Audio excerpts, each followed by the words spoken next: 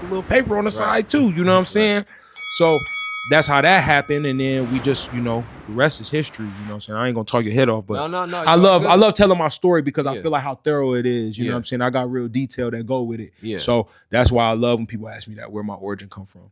One of the things that I've gone back to as I've been talking to different artists has been that jump from being a person that's just experiencing art, experiencing what's being created, realizing that you sort of have a deeper connection or you have a deeper tie to it than maybe the average person has. And then that transition between being an experiencer and creating for the first time. And for a lot of people that manifests itself in the form of writing, which is one of the things you was talking about. And that process of learning how to take the feeling you got in your mind and putting into words on paper, and how that's a one of the important parts of the journey that a lot of people have to go through.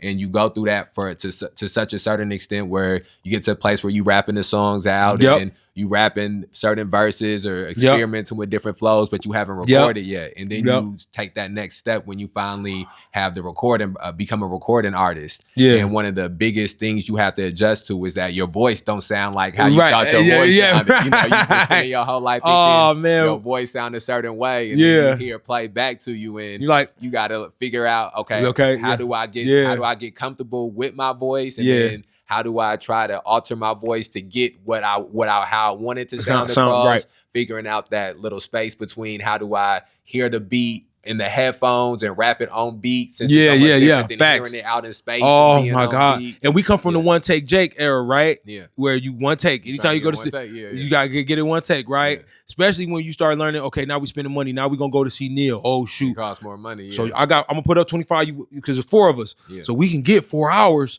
You know what I'm saying? Okay, damn, we could then record a whole project. So that's why it'd be so easy to record now, because I'm like, bro, I come from an era where we came to studio prepared. It wasn't no writing in the studio, sitting around burning weed. No, like you had to come and we was young and we didn't want to waste nobody's time, so we always had respect. So it's like we not about to come up there and then you don't want to be the nigga who fucking up in the booth, like, you know what I'm saying? Because you there with a group of niggas, and then y'all bring some more niggas, like you don't want to be that dude. So you had to be sharp at all times. So that was huge, bro, because like I said, we come from the one take show that helped me make it easier to really cause by the time we get to the studio, okay, we got 4 songs. So that means every day I gotta work on a different verse.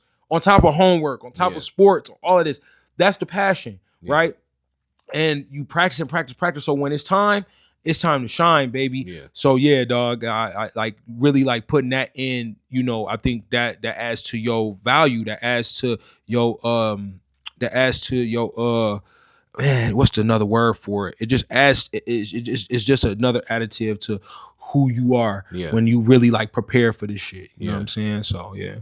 What was it like? Was it a certain time period for you where you started to feel more, not necessarily comfortable when you started to find your identity as an artist more? One of the things I've also talked about with different people is getting into a place where, you write music, you record music, you start hearing your music play back, and you start realizing what your voice is as an artist, and for some people, they start off making music, and especially if you start writing music in middle school or early in high school, and you haven't really went through a lot of the experiences that you're talking about, and you sort of just mimicking what you've seen other people do and what you've heard other people do, and you saying things that you think should be said. Going back to like the punchline thing, majority of punchlines was violence, violence, and also it was something that it wasn't whether about it was if it was something that happened or not.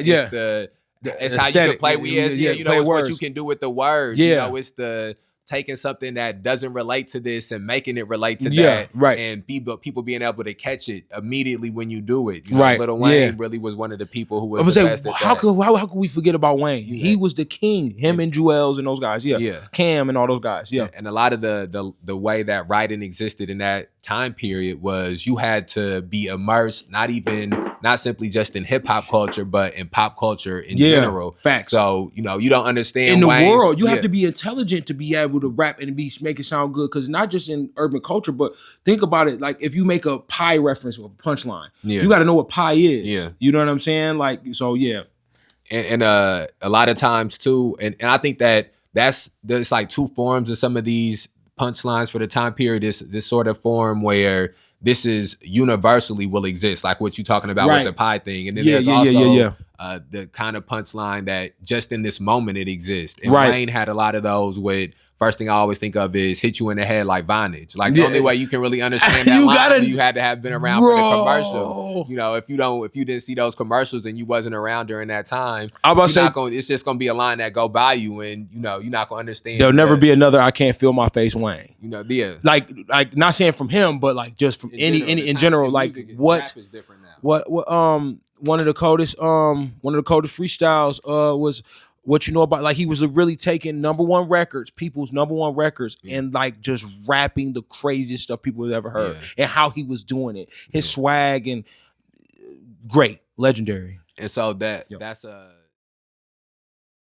You said I did you dirt to know your worth. Join the long line. Join the long line. Join the long line. Throwing off our rhythm, I'm a victim of my own lies. Of my own lies. Of my own.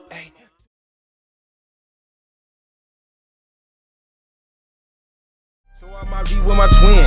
Me and twin to tweak over the ends. I ain't close to my beat, but I'm in. Can't fake me or even compete with my blend. I'm nice with the clip bust. I'm white with the switch up. I gotta get richer. Got product in the picture.